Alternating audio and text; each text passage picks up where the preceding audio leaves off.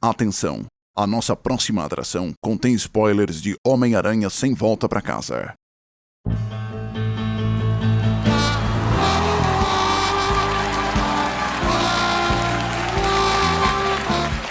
Sejam muito bem-vindos ao Cosplay Talk. Meu nome é Rubens Macedo, sou seu apresentador. Oh, é bom estar de volta.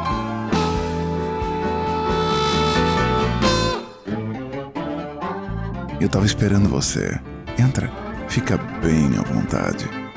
O programa de hoje vai ser espetacular.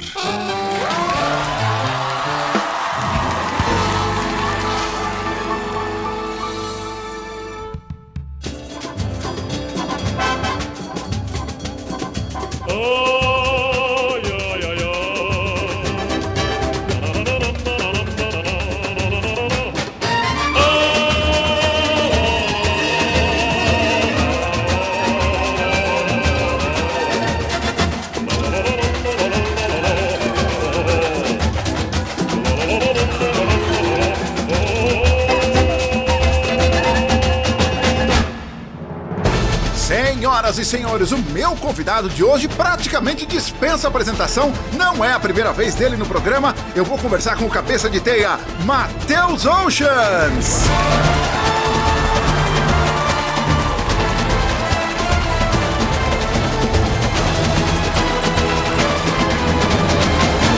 Oi, galera! E aí, garoto, tudo bom? E aí, beleza, Rubão? Tudo em ordem, seja muito bem-vindo de volta. Segunda temporada, tinha que voltar. É isso aí, cara. Fiquei até empolgado com esse convite aí. Tô retornando aqui, né? Já é a segunda vez no programa, mas tinha muita coisa pra falar ainda, né? Meu, o outro faz tempo. Deixa eu caçar aqui no YouTube. Quando que foi? 18 de agosto de 2015. Caramba, hein? Faz só um pouquinho mais de 6 anos. 6 anos, cara. É a idade de uma criança. 6 anos, idade de uma criança. E de lá pra cá, com o Homem-Aranha, aconteceu muita coisa com você e comigo. É verdade, hein? Nossa, como teve coisa. Como eu tenho coisa pra contar hoje, hein? Mas e aí, me fala uma coisa. Bom, assim, é inevitável começar. Como já foi avisado no começo do programa, eu vou criar uma vinheta muito bombástica. Spoiler! Spoiler! Spoiler! Spoiler de No Way Home! Pronto, spoiler está liberado. Quem não assistiu o filme, saia agora. Vamos pra cima. Vamos falar sobre tudo. E aí, é o momento, provavelmente vai ser difícil reproduzir essa loucura de agora. É o maior momento pra história dos fãs do Homem, né? Cara, eu não diria que é um momento histórico só para os fãs de Homem-Aranha, mas eu acho que é um marco histórico no cinema em geral. Porque o que acontece, cara, onde já se viu você pegar uma trilogia que tá completando 20 anos, né? 22 anos, né? 20... Nossa! Não, né? Na verdade, 20... São 21 anos. Primeira trilogia. E, cara, você pega um arco de um herói que não tem nada a ver com o primeiro. Tecnicamente, o Homem-Aranha, quando ele saiu primeiro do Sanheim, não existia formalmente o MCU ainda, né? Não existia, cara. A gente tinha alguns filmes de heróis separados, né? Tinha o X-Men ali, da Fox, mas não tinha nada a ver com o universo do Homem-Aranha. Eram coisas totalmente assim. Eles não havia esse planejamento todo de, não, peraí, nós vamos linkar isso aqui com o Quarteto Fantástico. Isso não tinha nada disso. Não. Os caras estavam fazendo conforme vinha. E aí eles descobriram essa mina de ouro, tanto que na época era meio jogado, né? O X-Men era da Fox, o Homem-Aranha começou com a Sony, né? Não, ainda é da Sony, né? Ainda é um teco, né? Mas porque a Marvel Studios formalmente não existia, né? Exato. Então outros estúdios faziam, se não me engano, o Blade saiu pela New Line. Então era uma coisa assim, tipo, alguém resolvia licenciar um herói e vamos fazer um filme. Era tudo espalhado, cara. Quem deu a sorte de adquirir os direitos na época, assim, que foi produzir... Exato. Deu essa sorte aí. Inclusive a Sony não abre mão de jeito nenhum, cara. Mas eles foram muito sábios. Porque se você olhar, ao contrário do que muita gente poderia pensar, se eu não me engano, o Homem-Aranha é o personagem mais rentável da Marvel e já era antes dos filmes. Com produto licenciado, desenho, videogame, caderno, enfim, coisa de merchan, ele sempre foi o personagem mais rentável da Marvel. Ah, com certeza. Com certeza, eu lembro que desde criança, e provavelmente você também, Eu entro nos lugares, lojinha de brinquedo, essas coisas, a gente via muito Homem-Aranha e muito pouco dos outros heróis, né? Exatamente. Porque aí que tá, tem alguma coisa no Aranha que ele tem, assim, ele tem muito apelo visual, o uniforme é muito legal. Não interessa a versão que você tá vendo, todos os uniformes do Spider são legais. Exato. E tem uma coisa nele que, ainda que você não conheça a fundo a história do personagem, você sequer saiba quem é o Peter Parker, mas para uma criança, por alguma razão, tem muito mais apelo à ideia desse cara que lança a teia e sai se pendurando do que um herói que simplesmente voa. Cara... Que simplesmente voa, entre aspas, né? Não, mas isso faz sentido que você falou, só que eu não entendo por que faz sentido isso. Pois é, tem alguma coisa que apela pras crianças. Porque eu acho que talvez dê muito mais adrenalina, porque ele não simplesmente levita a hora que ele bem entende. Ele joga a teia e vai na emoção, né? Sim, só que assim, se você for parar pra pensar numa coisa, o Homem-Aranha ele é um herói que você se identifica, você quando adulto, né, ou adolescente mesmo, você se identifica porque ele tem muita humanidade, né? Exatamente. Ele não é só o Homem-Aranha. Exatamente. Ele não é só o cara que salva o mundo, ele é o cara que tem lá seus problemas com dinheiro, essas coisas. Só que isso são coisas de adulto, né? Só que aí vai entender por que uma criança gosta tanto do Homem-Aranha. E realmente, o Homem-Aranha ele é um... eu não sei, será que a gente pode dizer que é um herói infantil? Porque toda criança gosta do Homem-Aranha. De novo, eu insisto que eu acho que é pelo apelo visual. Porque, assim, como pra criança, né, o apelo visual, esse tipo de estímulo, é muito excitante, é uma coisa para qual ela tende a gravitar. Por exemplo, vou fazer um paralelo aqui que parece não ter nada a ver. Se eu não me engano, era no meio dos anos 80, a polícia americana tinha um projeto chamado DARE. D-A-E-R. É uma sigla, não me lembro pra quê, mas era uma unidade de combate a entorpecentes que era focada em fazer campanha de conscientização pros jovens, pros adolescentes. E o que os caras faziam? Os caras tinham uma viatura que era algum carro esportivo muito louco, daqueles com lanterna que levanta, com uma pintura muito doida, e esse logo do Dare, quem quiser pode pesquisar, e esse logo do Dare era meio que como se fosse uma coisa pintada de pincel, sabe? Uma letra bem estilizada. Então chegava essa viatura na porta das escolas, as crianças grudavam que nem mosca no doce. E aí pronto, você já acessou a criança só de a viatura chegar, e aí dali os agentes que estavam lá dentro iam bater papo, conversar, conscientizar sobre o uso de entorpecentes, esse tipo de coisa. E assim, atrair a criançada justamente pelo apelo visual ali do logo dos caras. Exatamente, então você pegava pelo apelo visual. E talvez o Aranha seja o herói que mais tem esse apelo. Porque, por exemplo, eu no programa Conversando, se não me engano, com o Diógenes, eu falei de como eu gravitei pro Punisher, né, pro Justiceiro. Que eu, de cara, ele me pegou só pelo visual. E ele não tem um visual que apela pra criança, pelo menos não no primeiro momento. Mas é uma coisa que criou muita identidade comigo. Caveira, sobretudo, armado até os dentes. Pronto, quem me conhece sabe que é pra ele que eu vou. Você é o próprio, né? Você só não faz o que ele faz, mas... Exatamente. O visual é total, cara. Quem disse que eu não faço o que ele faz? Opa! Netflix, ó, indicação aqui de um cara bom pra fazer o Punisher aí, ó. Netflix paga eu. Mas só depois é que eu fui conhecer o personagem, eu fui conhecer a história, o código de ética pelo qual ele opera, que enfim, a ética dele é discutível, porque ele, por definição, ele é um anti-herói, mas ele me atraiu muito. Mas conhecendo o personagem, aí eu passei a gostar muito mais. Mas de cara, foi o visual. Exatamente, Então, talvez o Aranha tenha esse apelo pra todas as idades, porque pra quem ainda não conhece a fundo e bate o olho só no visu, já vai grudar. Putz, ele é muito cool, muito legal.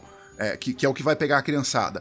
Os adolescentes vão pegar porque, como você falou, tem os dramas pessoais, a orfandade dele, os problemas financeiros. Ele é um herói, né? Aquela coisa ele é um herói que poderia ser seu vizinho, literalmente, exatamente, né? O amigo da vizinhança. Poderia ser eu. Exatamente. Poderia ser qualquer um de nós. Então é uma história que alguma coisa vai apelar, vai ter apelo, vai acessar lotericamente meio que todo mundo. E pra quem tá na fase adulta, simplesmente vai olhar pra ele e falar assim, ok, é um garoto, é um menino, poderia ser meu sobrinho. Eventualmente até alguém mais velho pode se ver no tio Ben, alguma menina já em idade mais avançada, mais com idade de mulher, vai olhar e falar assim, caramba, tia May, lembra alguma tia minha? Exatamente. Cara, e agora que você falou isso, eu comecei a puxar outros heróis aqui na minha cabeça, que são os que mais atraem as crianças, né? Porque eu lembro que também, na minha época, né, eu sou dos anos 90, o que fazia muito sucesso quando era pirralho, assim, era Power Ranger. E por que a gente gosta tanto de Power Ranger? Porque é tudo colorido, É tudo colorido. é tudo colado. Se você for ver o estilo da roupa dele lá, até que é meio parecido com o do Homem-Aranha, porque é uma parada meio colada no corpo. Exatamente. Não, e assim, cinco heróis que lutam karatê e tem dinossauro no meio do rolê, tudo colorido. Normalmente criança ama dinossauro, então... Sabe, dinossauro, robô gigante que vira dinossauro, enfim, o contrário, né? Uhum. E, aliás, tem uma história curiosa sobre o Power Rangers, muita gente não conhece, eu fui tropeçar nisso depois, colecionando o trilho de Tokusatsu. Uhum. O Power Rangers, originalmente, era japonês. E um detalhe que foi feito pra adulto, né? Exatamente. É o Super Sentai, cara. Era um Super Sentai. A primeira temporada do Power Rangers, agora eu vou... Como é que é? Era o Zyu Ranger. Era o Zyu Ranger. Ele foi produzido no Japão, por alguma razão não vingou, e um produtor nos Estados Unidos olhou para aquilo e falou assim, peraí, dá para trazer esse negócio. Então, o que você assiste de luta com os uniformes na primeira temporada do Power Rangers nos Estados Unidos, o que tem de uniforme são as imagens, efetivamente, os registros da série japonesa. Uhum. E aí eles só pegaram os atores americanos para gravar as coisas aqui que são sem uniforme e as coisas faladas em inglês, e aí da segunda temporada em diante é que aí os atores americanos passaram a, de fato, vestir os uniformes e gravar as próprias lutas. Caramba. Mas no primeiro você tá assistindo mesclado. Isso eu não sabia. Não tinha ideia. É muito louco. É muito louco. Loucura, né? E a trilha original, pra quem quiser pesquisar, Zyu Ranger, é espetacular. É orquestra com banda, é maravilhoso. Como normalmente é a trilha de Tokusatsu, né? Cara, e agora uma coisa...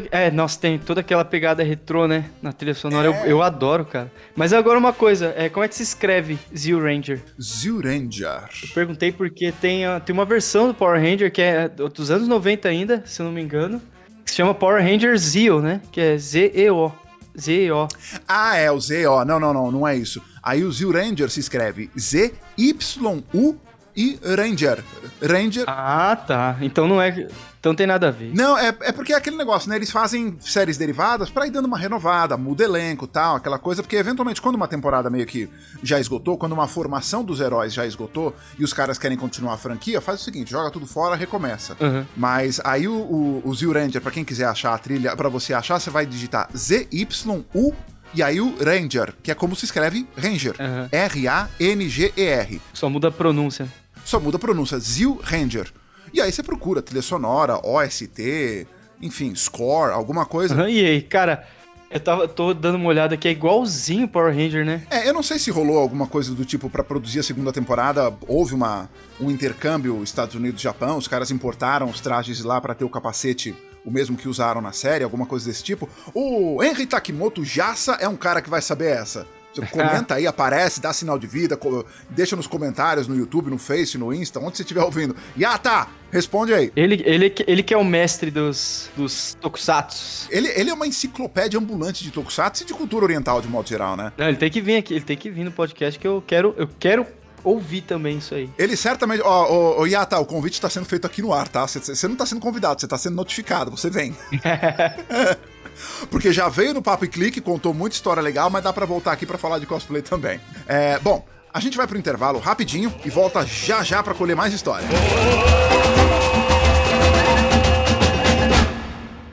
Dicas de verão Kaiser Summer. É como paquerar a mulher de um troglodita.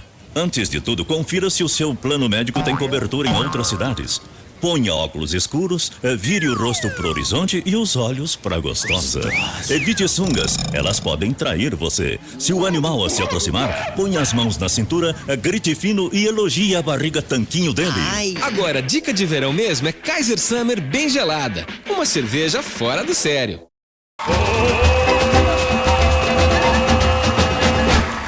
Senhoras e senhores, estamos de volta com o Matheus Oceans e agora eu quero saber, Homem-Aranha sem volta pra casa, o que você achou? Cara, que filme, hein? E aí, né? Eu não sei se você chegou a assistir. Ainda não, eu sei todos os spoilers. Ah, não. Eu já sei tudo que acontece. Não acredito. Ah, eu sei. Cara, que filmão, que assim, a galera, eu não deixava isso aberto porque eu sou um cosplayer que faz Homem-Aranha, né? Assim, meu trabalho mais reconhecido como cosplayer é o Homem-Aranha. Exato. E eu não gostava de deixar muito em aberto, que eu não era muito fã do Homem-Aranha do Tom Holland. Até porque teve aquele negócio lá que eu conheci o Tom Holland, subi no palco com ele. E eu não gostava de deixar isso muito aberto porque a galera achava que eu era meio, o cara é vira-casaca, é hipócrita. Não é bem por aí. Ia soar como ingrato, né? Exato. Aham. Não, mas não é bem por aí. Eu preciso explicar essa história antes de comentar sobre esse filme. Qual é o lance? Quando eu fiz o cosplay do Tom Holland, o que a gente tinha no cinema ainda sobre o Aranha dele era o Capitão América. O Capitão América 3, Guerra Civil. Foi a primeira aparição dele no MCU, né? Aham. Cara, maravilhoso. Quando ele apareceu a primeira vez, foi incrível. Foi. Assim, o cinema vibrou pra caramba. Foi toda aquela coisa, né, que a Marvel costuma fazer com os cameos dele, né? Aham. Deles, Faz- as aparições. Faz a sala de cinema virar estádio de futebol, né? Exato. Então, a primeira vez que o Homem-Aranha apareceu, cara, super badass, era o Homem-Aranha ali, super forte, super inteligente. Era o que a gente queria ver. Eu falei, pô, pronto, Tom Holland vai ser o melhor. Então, a primeira impressão que eu tive foi do Tom Holland como Homem-Aranha foi maravilhosa. Eu falei, vou fazer cosplay, fui lá, fiz cosplay, rolou aquele evento, conheci o Tom Holland e aí lançou o primeiro filme dele, Homecoming. Cara, primeira vez que eu tô falando isso em público, hein?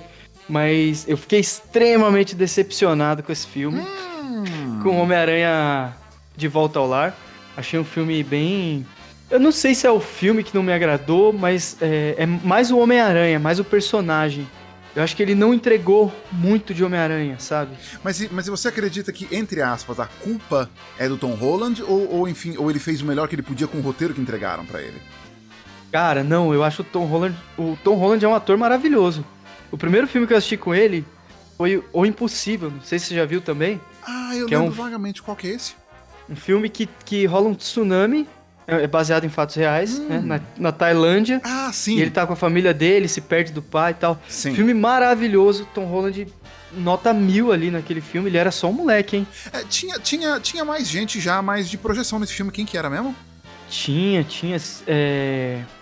aquela atriz que fez o King Kong de 2007. Exatamente, ela. E tá quem? Tá o Brad Pitt ou o Matt Damon? Não, é o Obi-Wan. Eu sou muito ruim de nome. Ivan McGregor. Isso. Ah, eu Ewan sabia, McGregor. eu lembro desse filme. Sim, maravilhoso, filme maravilhoso. Elenco foda. Tom Holland mandou super bem, nota 1000. E foi ali que eu conheci o Tom Holland, né? Foi o primeiro filme que eu assisti. Nossa, mas eu não lembrava dele no filme, mas, nossa, nesse filme ele era um pivete, então, né? Ele tinha uns 12 anos, 12, 13. Ah, nossa senhora. E assim, marcou. Eu assisti o filme e marcou, né? E quando anunciaram ele como Homem-Aranha, eu falei, melhor escolha possível para um Homem-Aranha. Ele fez o Homem-Aranha com quantos anos, você sabe? Cara, se eu não me engano, quando ele fez o Homem-Aranha, ele já tinha 19 anos ali. Ali na faixa dos 19 anos. Se eu não me engano, tá? Mas, assim, então eu acho que com certeza não foi... O problema não foi o Tom Holland. Ele é um ator incrível.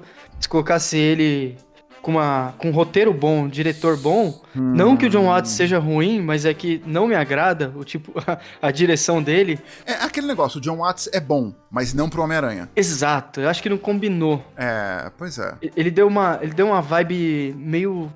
Ele queria resgatar alguma coisa ali dos anos 80, que inclusive eu sou muito fã, você tá ligado? Pois é, eles tentaram fazer uma coisa meio retrô, mas erraram a mão em algum lugar. Exato. E acabou ficando uma coisa muito infantil. Porque eu acho que a fórmula do Deadpool na época tava funcionando. Exatamente. Que era o herói engraçadão, era aquele negócio de tirar onda, o herói atrapalhado, né? E acabaram tentando aplicar essa fórmula no Tom Holland, só que sem ser obsceno, sem toda a sacanagem do Deadpool, sem toda a malícia dele, e acabou virando um personagem infantil. O Aranha, ele tem essa coisa meio de ser tirador de sarro, só que não é o que entregaram ali, né? Então, é que, na verdade, o Homem-Aranha, ele é piadista. Exatamente, ele é piadista. Como ele diz nos quadrinhos, ele faz piada o tempo todo pra aliviar a tensão dele, enquanto ele tá numa batalha com o vilão, né? Ele fala, tem quadrinho que ele fala isso, né? É o mecanismo dele pra lidar com o estresse. Exato, e isso ele fala eu lembro que eu li numa edição do Ultimate Spider-Man, que na verdade é até um arco da HQ que ele é mais atual, né? Ali é anos 2000 pra cima. E ele fala que ele explica o porquê das piadinhas, né? E antigamente não explicava o porquê que ele fazia piadinha, ele só era engraçadão. Só que o que fizeram no Homem-Aranha de Volta ao Lar foi deixar ele imaturo, cara. Ele ficou bobão. Eu não sei se você assistiu também, mas se você perceber, nos filmes do Tom Holland, ele sempre tá causando problema. É sempre ele que causa o problema. Ele não tem responsabilidade. Não tinha tio Ben, né? Se você for ver, então, o tio Ben é essencial pra história do Homem-Aranha. É o que gera a responsabilidade do herói. É o que faz ele querer lutar contra o crime, né? É o tio Ben. É o evento de origem do herói, né? Exato. E nesse filme, a primeira vez que eu assisti não tinha nada disso. Eu falei, pô, lascou. Esse Homem-Aranha não tá legal. Saí frustrado a primeira vez que assisti. O Tony Stark entrou já nesse primeiro ou ele veio só no segundo? Do Tom Holland? Cara, como ele apareceu a primeira vez no Capitão América, na verdade ele foi apresentado pelo Tony Stark. Então no filme solo dele, no primeiro filme solo, Tony Stark é quase um coadjuvante ali. Então, mas ele assume essa... Porque assim, o tio Ben, ele assume uma figura paterna. Uma vez que o Spider é órfão, então o tio Ben assume essa figura paterna. Mas se ele não tá presente nesses filmes do Tom Holland, o Tony Stark efetivamente assume essa figura paterna ou ele é outra coisa? Ele não é tudo isso? Sim e não. Porque assim, como nos filmes não apresentam uma figura paterna pro Aranha do Tom Holland, tanto no De Volta ao Lar, quanto no Longe de Casa, Far From Home, Homecoming, ele não existe uma figura paterna. Então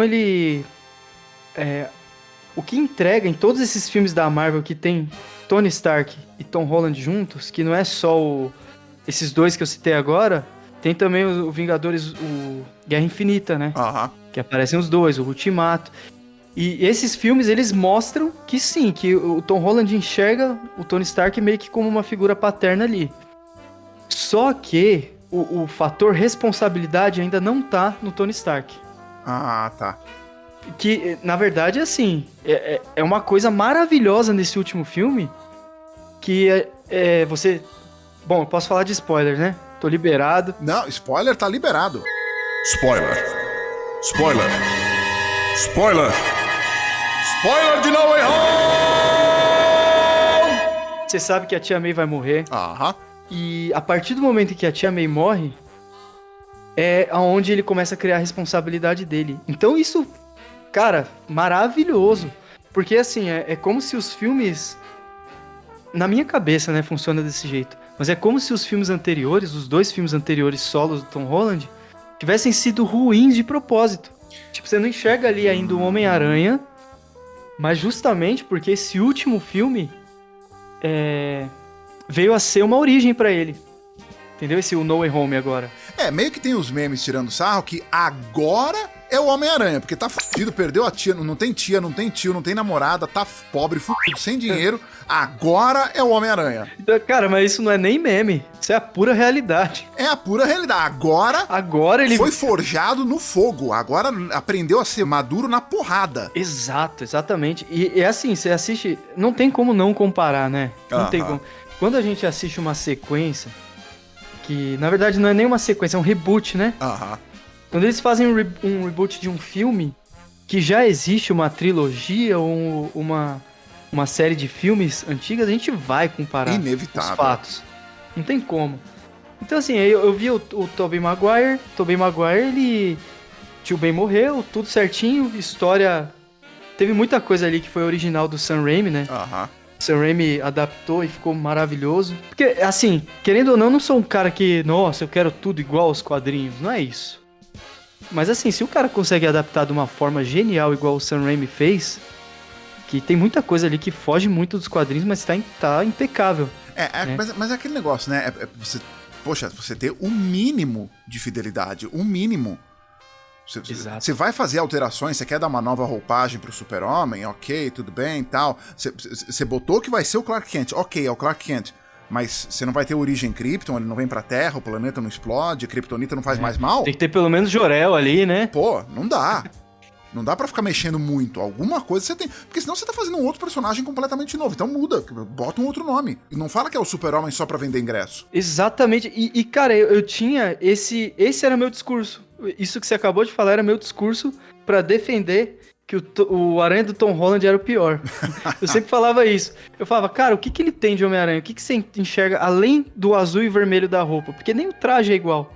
tudo aquilo que define e faz com que o público ame o personagem, os caras mataram. Mataram. Nos dois primeiros filmes eles mataram. Só que agora, cara, depois da cena maravilhosa, primeiro pós-créditos, eu espero que você já tenha, pelo menos, pego um spoiler, porque eu vou dar um spoiler violento agora. Esse é um programa especial de spoiler. Vinheta do spoiler!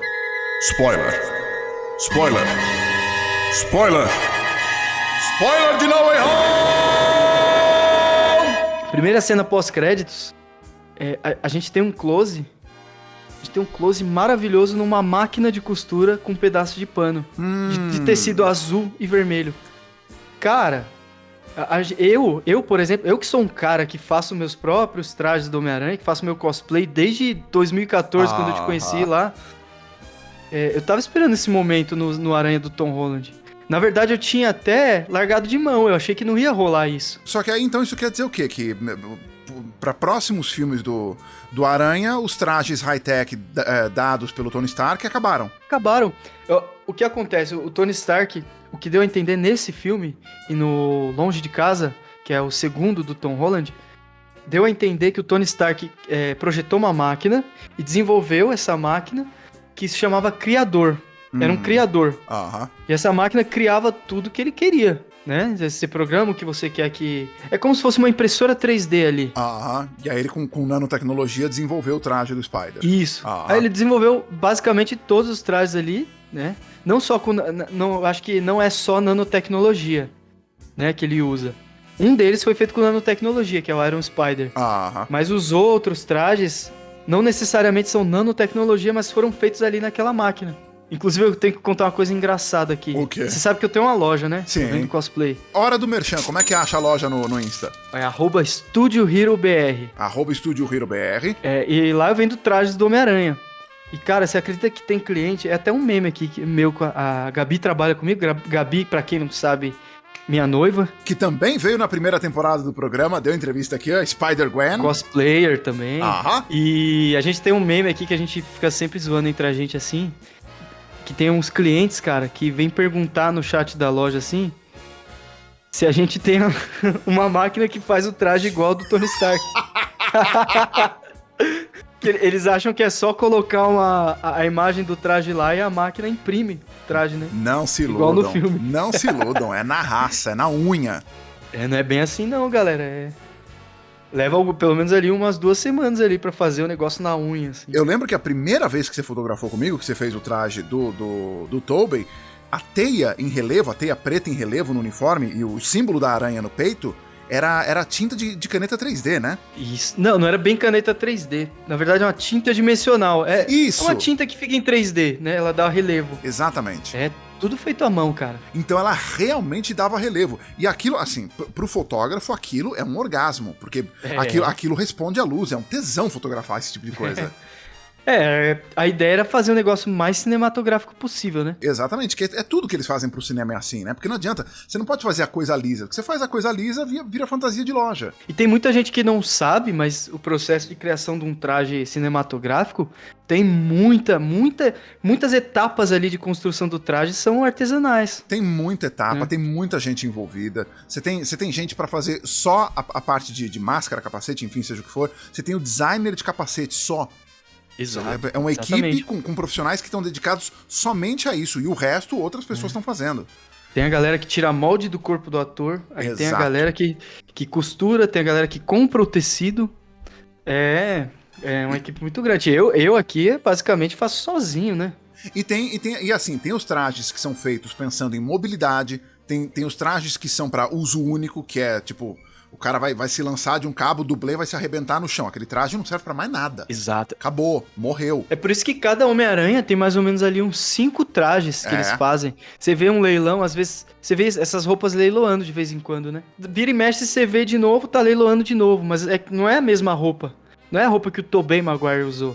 Não, é uma outra. É uma roupa usada na produção, que não necessariamente foi usada pelo Tobey Maguire. Porque eles fizeram 5, um pra cada dublê. Basicamente? Exatamente. Não, esse daí, certamente que você viu, o Stan Lee indo visitar os estúdios do Stan Winston, vendo todas as criações do Homem de Ferro.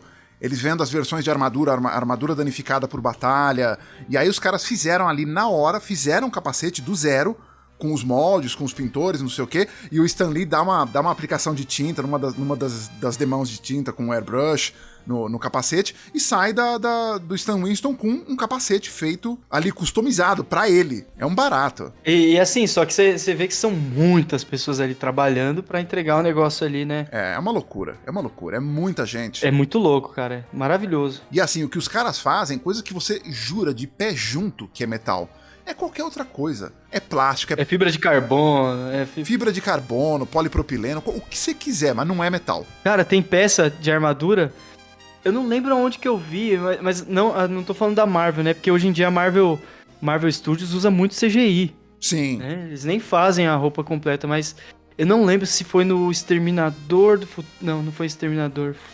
Eu acho que foi Robocop, eu não lembro. Mas a armadura, alguns pedaços da armadura é feita de látex, borracha. Porque tinha que ter mobilidade pra ele dentro do braço. Basicamente, o Robocop, ele tinha um traje primário todo de borracha ou de látex, alguma coisa, preta, porque aí era uma coisa que na fotografia, na hora que você tá filmando, na fotografia você esconde, aquilo fica completamente preto, você não vê muito. Só alguns takes do Robocop, quando ele tá sendo metralhado pelo Ed 209, você vê ali a borracha aparecendo, a articulação, mas na maioria das partes não dá. E aí, por cima disso, vai cara. Era o Predador.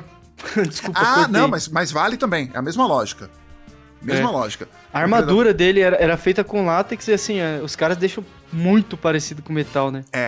Os caras deixam muito. E no Predador também tem uma curiosidade, que o lance da, entre aspas, rede de pesca jogada em cima dele, aquilo foi um recurso porque o filme era orçamento ridículo, não dava pra fazer muita coisa.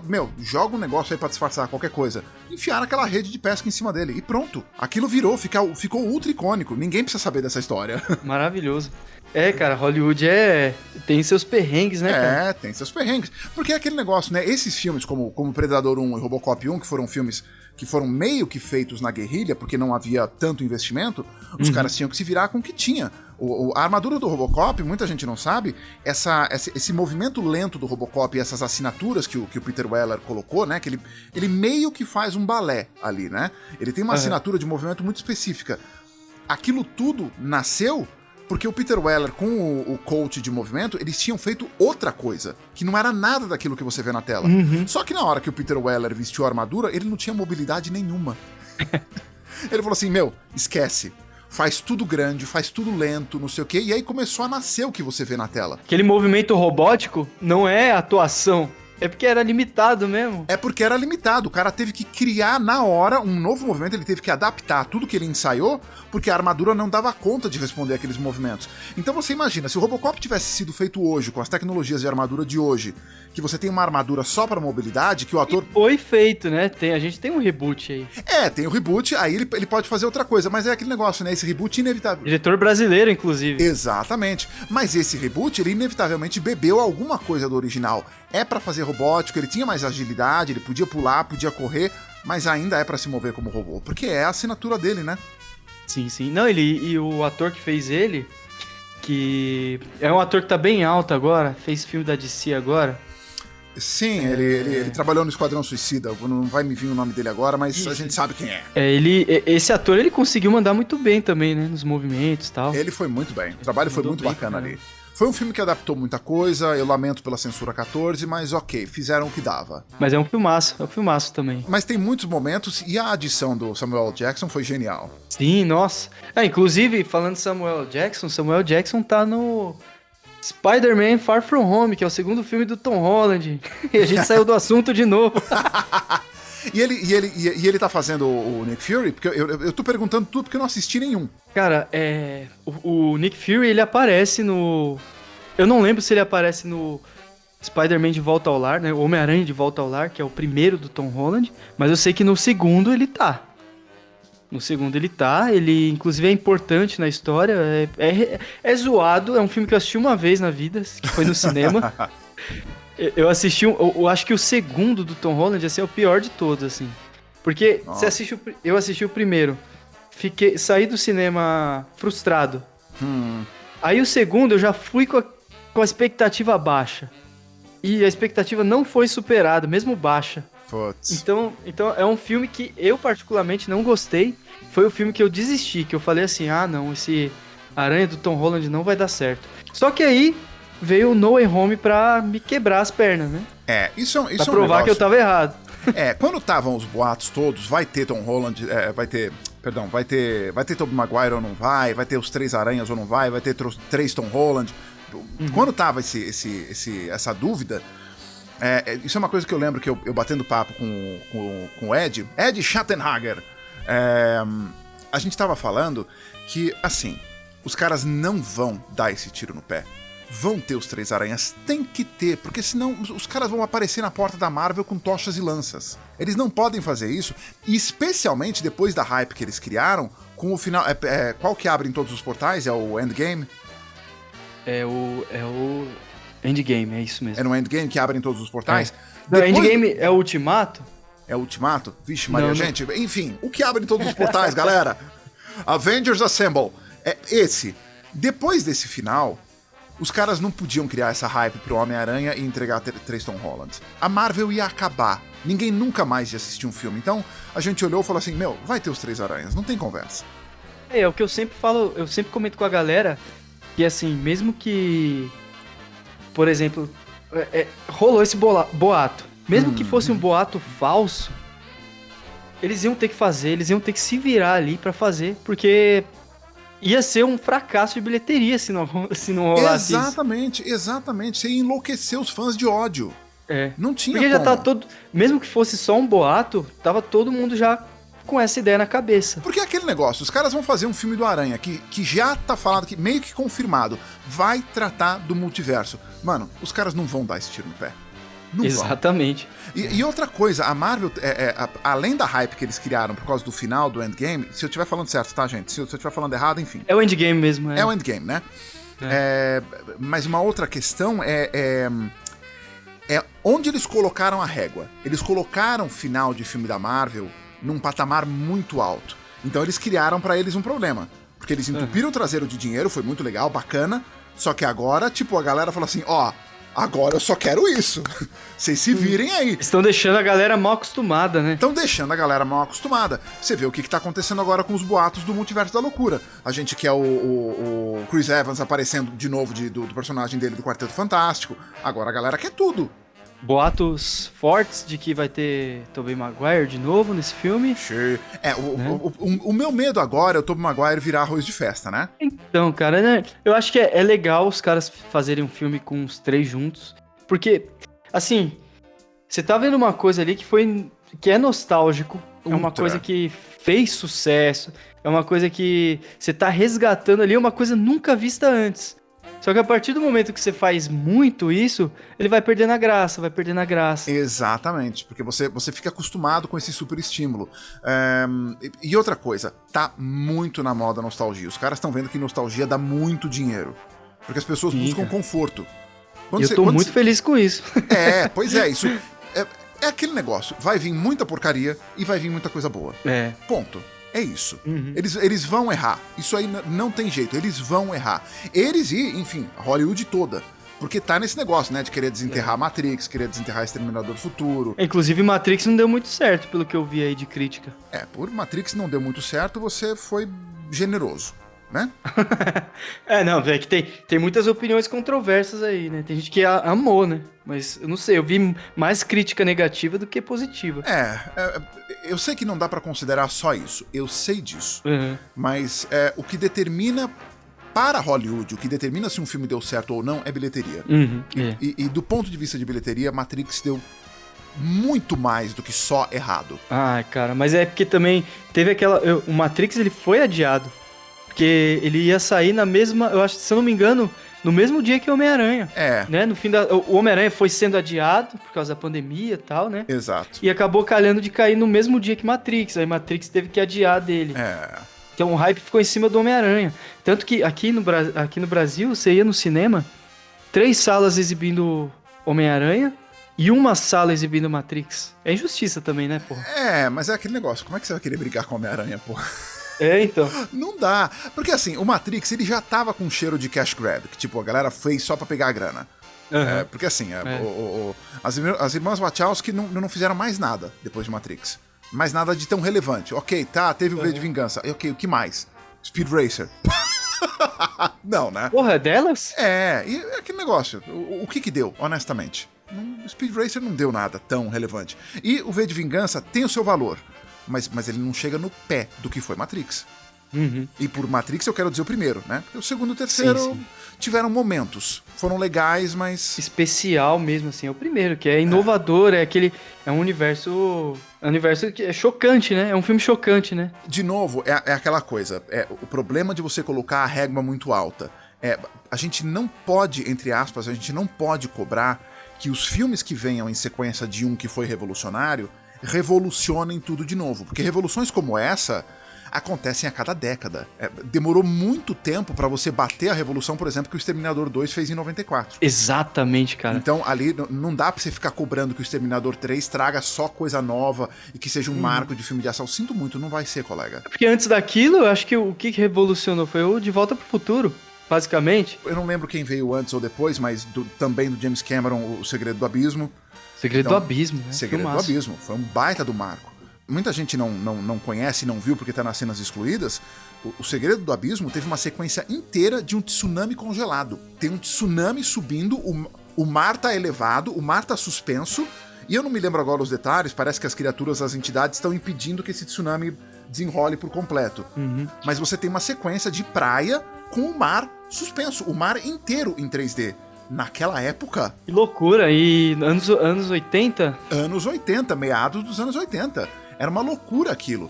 Mas é a tecnologia que usaram para fazer o rosto de água no próprio Segredo do Abismo, e é a tecnologia que permitiu fazer o T-1000 lá em 94. Então a tecnologia tava lá.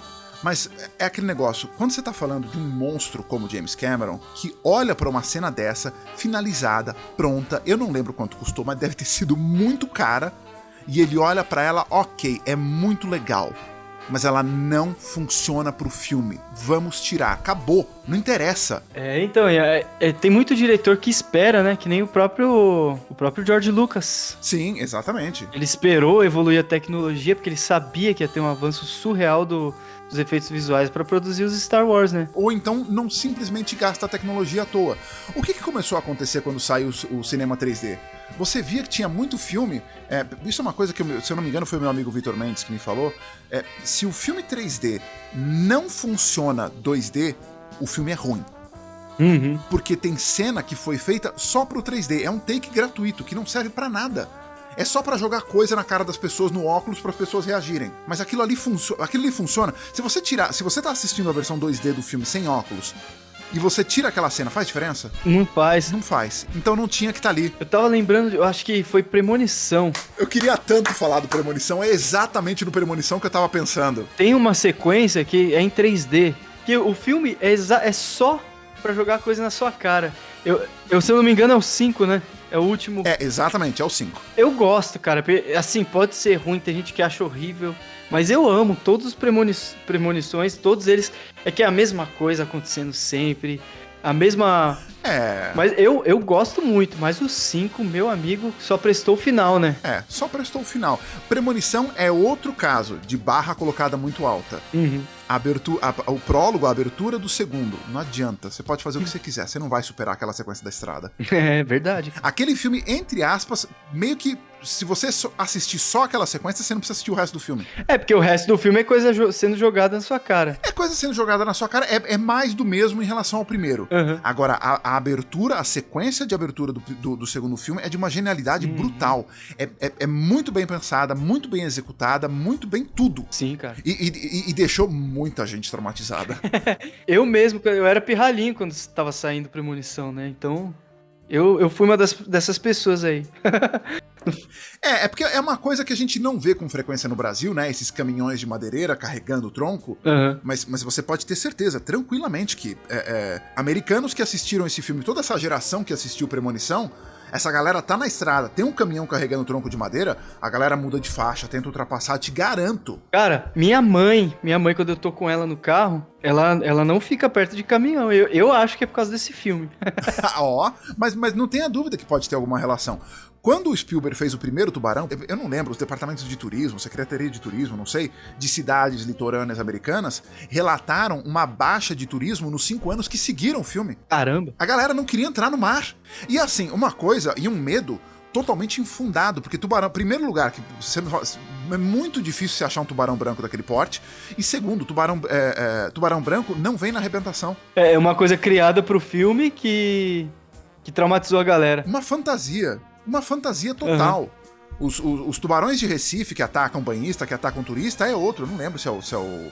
É o tubarão-tigre. É exato, é o tubarão-tigre, que é de menor porte. Esse sim que aparece no... A Praia, do Leonardo DiCaprio. Puta, esse eu não conheço. Esse. É um filme chamado A Praia, do Leonardo DiCaprio, e tinha mais alguma menina famosa, não lembro quem era, que tinha ataques de tubarão aos surfistas, ultra realista. Esse sim, era tubarão-tigre na praia. E se bobear, a Austrália, algum lugar desses que normalmente tem. Cara, eu sou... Uma curiosidade sobre mim aqui. Eu sou fissurado em tubarão desde criança. Mas eu sou apaixonado, é uma criatura majestosa, é lindo. Exato. E por isso que eu sabia que era o tubarão-tigre ali. Mas só pra comentar, uma curiosidadezinha. Porque aí é que tá, né? Muita gente não compreende essa fascinação que algumas pessoas têm por tubarão, porque é uma criatura que, enfim, ele não se assemelha em nada a um cachorrinho ou a um gato. Exato. Tipo, não dá pra você ter um tubarão de estimação. Quer dizer, não dá, dá. Se você for árabe o suficiente, dá. Mas, né, você tem um tanque em casa. Eu sei que a gente pode ter em casa o tubarão lixa, né? Que é o tubarão mais dócil que existe. Né? Que normalmente quando você vai naquele rolê que você passa a mão no tubarão, é o tubarão lixa. É o lixa. É. Que tipo, ele não vai surtar e se agitar na água e levar sua mão embora. Exatamente. E você pode ter em casa. Tem uns tubarãozinhos de água doce Olha. também, mas dali não é considerado tubarão mesmo. Né? Mas e qual o tamanho máximo que o lixa chega? Mais ou menos assim, né? Cara, eu acho que ele deve chegar a 1 metro, assim, no máximo. Ele é pequenininho. Olha só onde a gente chegou com o assunto. Estamos falando de tubarão. Mas esse é o barato. Livre associação de ideias. Freud tá sorrindo no túmulo pra gente agora. Droga, eu super estourei o tempo do programa, mas aqui, é um negócio que não tem como interromper, cara. Não dá. Não dá. Ainda mais quando a gente... E tudo que a gente tá falando aqui é interessantíssimo. Eu duvido que alguém vai avançar. Olha, eu vou te falar uma coisa. Muito provavelmente, quando, sei lá, quando for produzir a 3ª temporada do Cosplay Talk, vai ter saído algum outro filme do Aranha. É. E aí vai ter mais assunto pra render. Mas não demora tanto assim, não, pô. Mas você acha que demora pra sair o próximo filme do Roland? Ainda mais agora com a hype que eles deixaram? Cara, eu acho que pelo menos uns 4 anos, viu? O quê? Tudo isso? Eu acho que sim. Eu acho que sim. Por quê? Eles querem fazer agora uma... É o que eu tô especulando na minha cabeça. Eles estão querendo pegar uma fase mais madura do Tom Holland.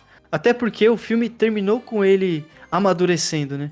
Então, mas aí é que tá, né? Eles meio que entregam pra um próximo filme, porque eles entregam o quê? Ele no apartamento novo, um apartamento muito pequeno, ele pobre, sem tia, sem namorada, sem tio, sem nada, tendo que se virar na vida. Então, tipo, a galera tá esperando sair um filme novo. Tá esperando, mas ainda não foi nem confirmado uma sequência. Nada. Não, ainda não, mas eu acho que quando eles confirmarem, vai ser pelo menos uns 4 anos aí. E a hashtag pro terceiro do Andrew Garfield, vai rolar mesmo? Cara, isso aí é um negócio que eu não tava botando muita fé. A galera quer. Só que tá tão forte isso, cara. Eu não sei se eu posso dizer que é uma fascinação da galera, mas acabou virando uma fascinação da galera. A galera tá fascinada em querer levantar essa hashtag. Né, já me mandaram 50 petições diferentes pra eu assinar. Porque assim, né, a galera, acho que meio que, tipo, uma coisa, tipo, o Garfield merece, assim, uma espécie de redenção, porque ele não tem uma trilogia. Merece, porque ele foi injustiçado, cara. Ele foi injustiçado. Foram dois, o primeiro filme dele teve, por comparação pra um filme do Aranha, o primeiro dele teve um sucesso mediano, né? Foi mediano em relação à crítica, em relação ao público. Mas eu preciso comentar uma coisa, que é um assunto sempre polêmico. Que é assim, a galera normalmente gosta de perguntar quem é o aranha favorito. Qual é o seu aranha favorito? Existe essa tretinha. É igual aquela treta dos consoles, né? Que existia. Hoje em dia é Xbox e PlayStation. Exato. Mas na minha época era o Super Nintendo e Mega Drive. Exatamente. Agora eu tô passando pela época de qual o seu aranha favorito. Essa é a treta. Yep. Né? E pra mim sempre foi o Andrew Garfield. A galera reclama que tem muito drama no filme, tem muito romancezinho, tem pouca porradaria.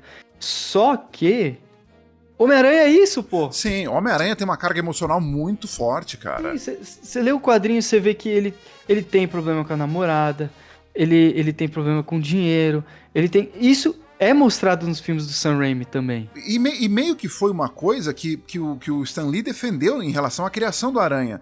Que, acho que ele recebeu meio que uma espécie de negativo, foi desencorajado a fazer, né, nesses moldes. Porque, pô, quem vai querer saber de um garoto cheio de problema? Então, Aranha foi uma ideia rejeitada dele.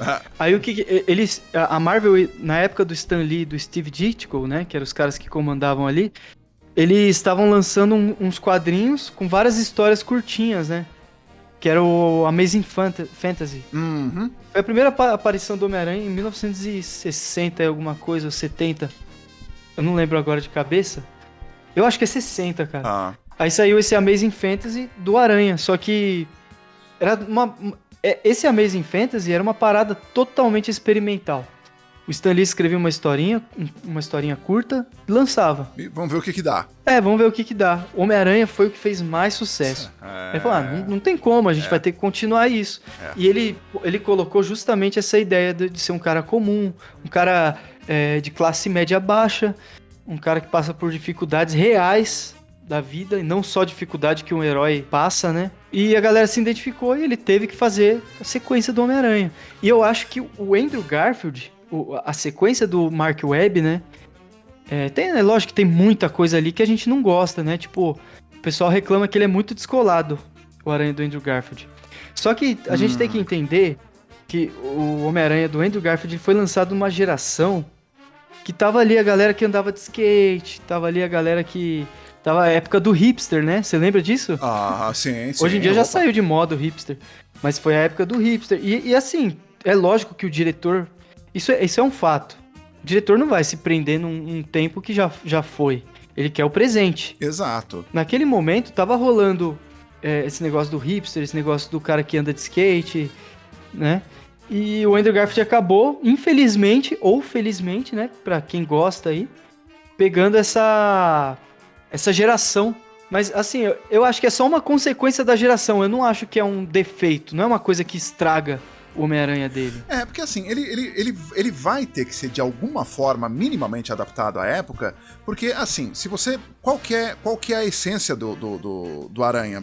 Assim, o esqueleto básico. Ele é um adolescente que tem problemas pessoais. Ponto. Ele é um adolescente. O que é um adolescente? Um adolescente do século XVI não é um adolescente do século XVIII. Exatamente. Então você pega, vamos supor, né, que fosse o caso, o Stan Lee criou o Aranha nos anos 60, e aí o Peter Parker, da criação original, ele era fã do Chuck Berry e do The Platters. Ok, beleza, você vai fazer o Homem-Aranha nos anos 2000, fã de rock dos anos 60, não vai acessar ninguém. Não rola, né? Não vai acessar ninguém, então você tem que mexer. Assim como que muita gente vai criticar, e eu entendo as críticas. Eu entendo perfeitamente. Mas muita gente vai criticar as evoluções do James Bond, por exemplo. Mas se você olhar as piadas e as piadinhas de duplo sentido que o James Bond do Roger Moore fazia, ele era praticamente o Austin Powers. Sim.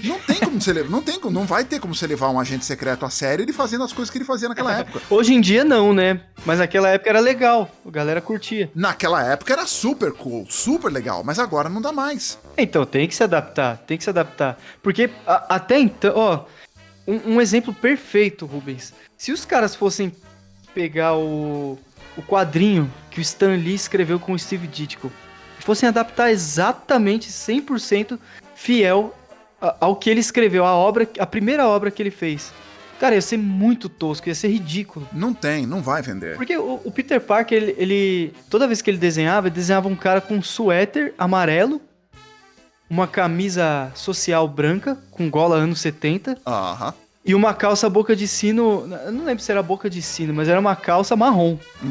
Quem é que usa essa roupa hoje em dia? Não tem como. Então se a galera tá reclamando do Peter descolado, tem que entender, é porque assim, tem uma coisa também que eu tenho que falar aqui que é super importante, que o Sam Raimi ele foi pioneiro no Homem-Aranha, querendo ou não, apesar de já ter existido o Homem-Aranha nos anos 70, né, a gente tinha uma série lá, uma série antigona, você sabe qual série que é, né? Sim. Homem-Aranha nos 70.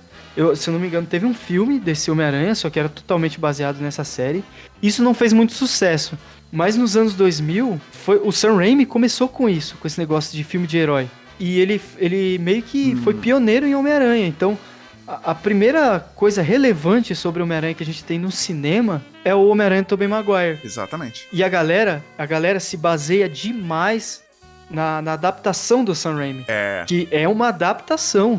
Isso que o pessoal não entende, é uma adaptação. Exato. E aí, eu acho que o Andrew Garfield ele foi injustiçado porque o pessoal não entendeu a adaptação que o Mark Webb colocou em cima desse aranha. É porque o problema, entre aspas, o problema é um problema já velho, né? Com relação a agradar o público de filme de herói, que você tem a divisão entre a galera que conhece o quadrinho e a galera que não conhece. E quem não conhece o quadrinho é apaixonado pelo herói, como ele foi mostrado pela primeira vez no cinema. Exatamente, cara. Então a galera tá presa nisso. É isso aí. E aí, isso atrapalha, por exemplo, atrapalhou muito na bilheteria da sequência do Mark Webb. Porque a crítica assistiu e falou, o Homem-Aranha... Cara, é o que eu mais escuto falar.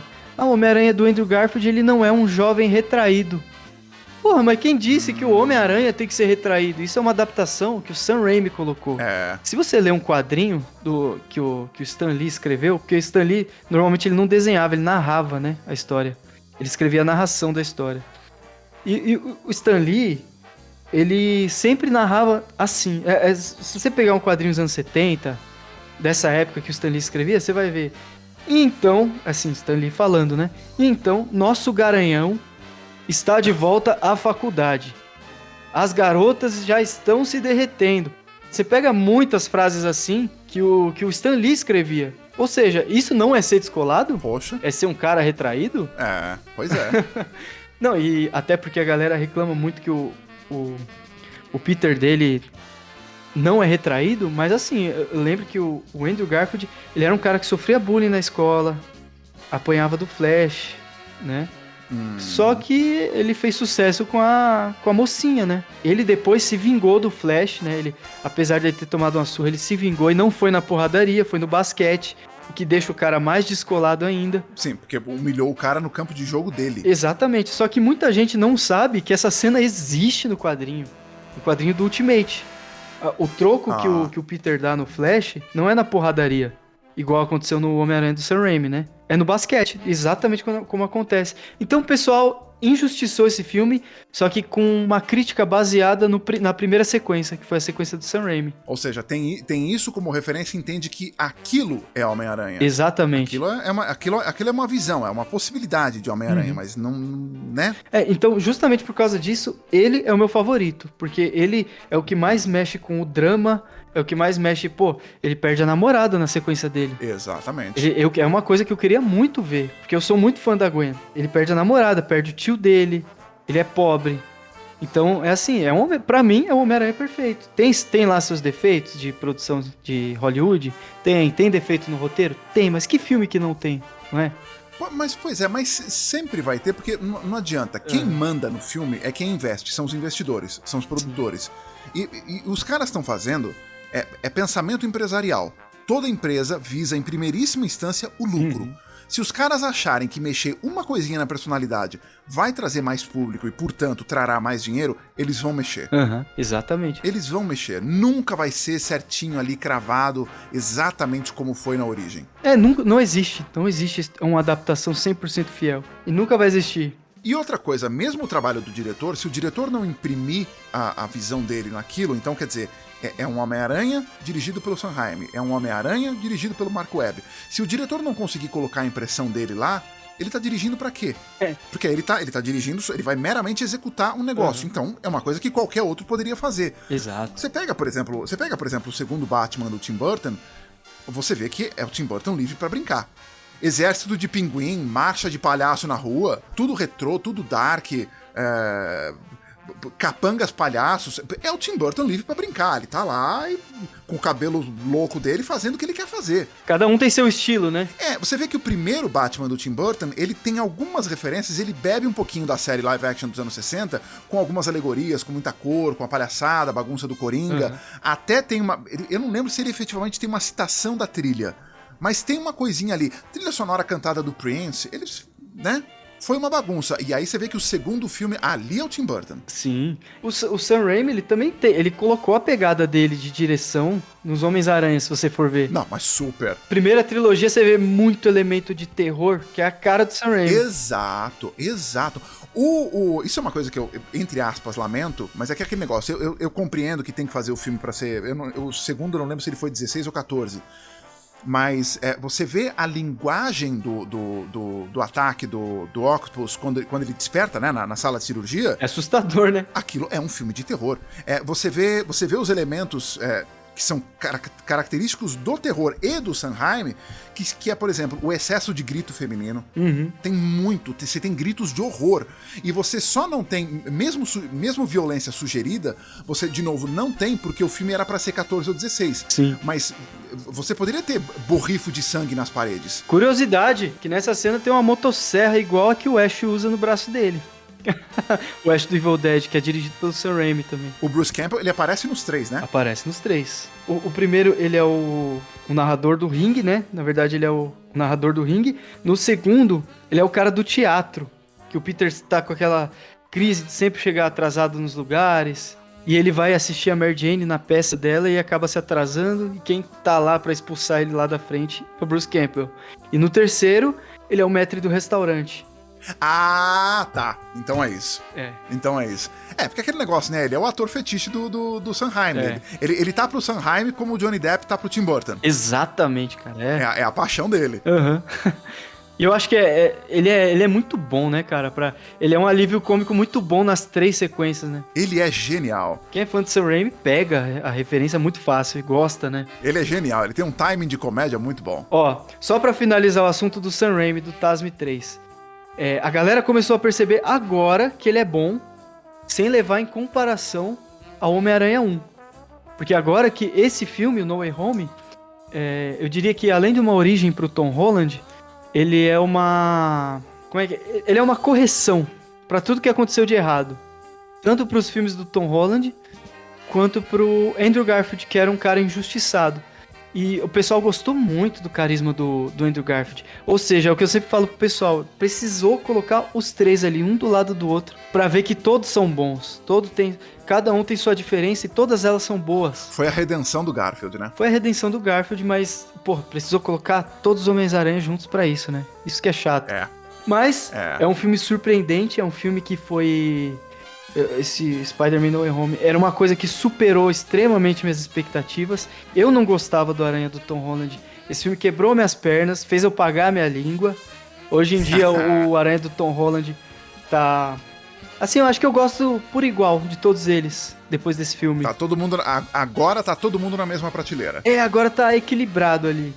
Assim, agora a gente sabe que é uma origem pro Tom Holland, né? Que eu acho que foi o que... Era o desafio do filme, né? Os caras corrigirem todas as cagadas que eles fizeram, né? Eles conseguiram fazer isso com maestria, ficou maravilhoso. Talvez nem precisasse dos outros 2 aranhas ali pra corrigir essas cagadas que eles fizeram nos outros filmes, pra deixar o Tom Holland um aranha digno. Mas os outros 2 aranhas ali foi um charme, foi um marco histórico no cinema. É que nem eu digo, não foi só um marco histórico pro Homem-Aranha, mas foi um marco histórico no cinema. Resgatou 2 personagens de 2 diretores que não tem nada a ver com John Watts, né, que dirigiu esse último filme de agora, com 2 sequências que não tem nada a ver com o universo cinematográfico Marvel e Disney, e juntaram num filme só, jogando os caras no MCU. O Aranha do Tobey Maguire e do Andrew Garfield agora estão no MCU, você sabia disso? Sim, sim. Agora eles formalmente estão, né? E é muito louco isso, né? Bom, agora eu acho que eu mais ou menos dei o que eu achei.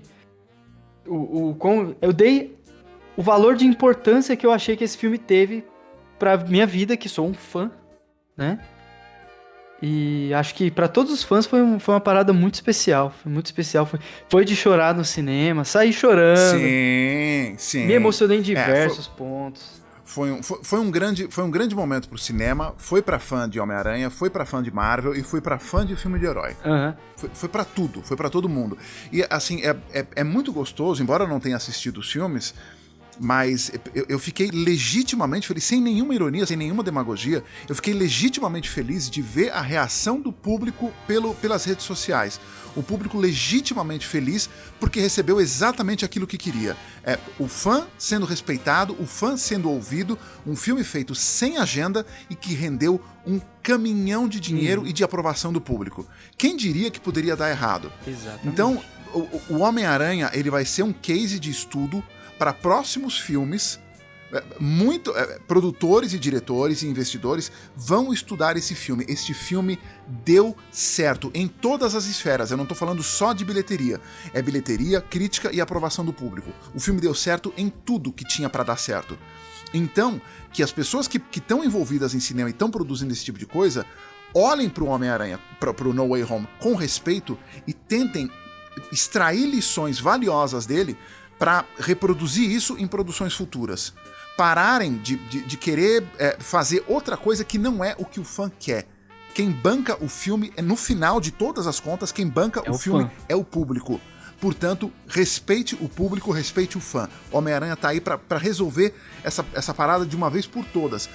O Matrix, como a gente mencionou ao longo da entrevista, o Matrix tinha uma base de fãs ultra sólida, e eles conseguiram dar errado com o Matrix. Uhum. E teve agora o Resident Evil também, que foi um fiasco, né? Resident Evil, mesma coisa, tinha público garantido. Gente ali com o dinheiro do ingresso na mão, esperando antes do filme começar a ser filmado. E não é difícil, né? É só escutar o fã, escuta o que o fã quer. É só escutar o fã. E engraçado que, curiosamente, entre aspas, ignoraram tudo que era canônico pra fazer os primeiros filmes da Mila Jovovich, e ainda assim conseguiram fazer dar certo. Uhum. Mas nesse último, eles fingiram que iam respeitar os fãs, não deu certo. Não deu certo, né? Sinto muito. E é tão fácil, é tão simples. Escuta o que os fãs querem, escuta o que eles estão... Isso deu tão certo também com o Sonic, você lembra? Sim. E é assim, deu certo no Sonic, que é da Sony Pictures. Deu certo o Homem-Aranha, Sony Pictures. Por que não deu certo no Resident Evil, que é da Sony também?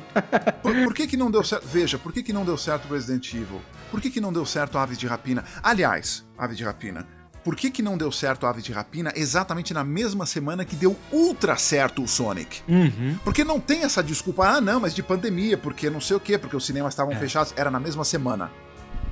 Era na mesma semana. Veja o que deu certo recentemente. Sonic, com todas as suas pirações e furos de roteiro, Godzilla vs Kong, deu super certo. Deadpool 1 e 2 deu ultra certo. Aves de Rapina apanhou de Um Lugar Silencioso. Exatamente. Lugar Silencioso 2. Apanhou na bilheteria de Um Lugar Silencioso. E se você olhar, também não tem a desculpa. Não, porque Aves de Rapina tinha mulher empoderada, tinha mulher em posição de destaque. Sim, Um Lugar Silencioso também. Também. E assim, Lugar Silencioso não tem uma base de fã absurda, não. Não tem. É o segundo filme. Quem conheceu o primeiro filme, virou fã da franquia, gostou do segundo. E assim, talvez tenha gostado até mais do que o primeiro. Exatamente. E você tem uma personagem feminina ultra forte, ultra empoderada, porém sem agenda. O filme funcionou. Podem querer brigar, podem querer dar ataque de pelanco quanto quiserem. Sinto muito. Filme com agenda não dá certo. É isso aí. Não tenho dó. Te juro por Deus que eu não tenho dó. Não tenho dó de filme com agenda que dá errado. Não tenho pena. Eu não tenho dó também, mas eu fico meio chateado quando é uma coisa que eu gosto, né? Pois é, eu lamento quando é uma franquia que a gente gosta, que a gente gostaria que desse certo, que tinha potencial pra dar certo. Mas os caras só aprendem debaixo de porrada, então vai ser assim. É sempre pela dor. Então, sinto muito. Cara, pra encerrar, né? Porque a gente já se prolongou demais. Uau! Eu vou falar um pouquinho sobre cosplay aqui. Que no fim das contas a gente tá no Cosplay Talk. Eu andei muito desanimado com cosplay esses últimos dias, até porque teve pandemia, não tem mais eventos, né?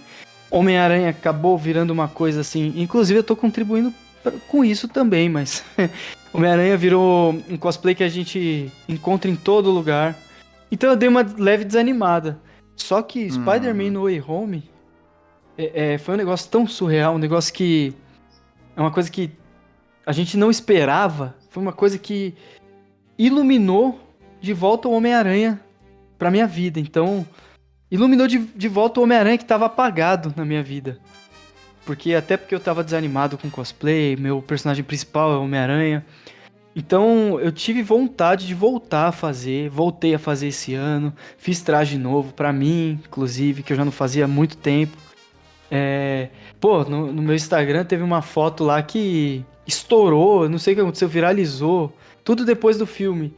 Então, hoje em dia, tô muito mais animado, vontade de voltar pro evento, competir, participar das competições de cosplay.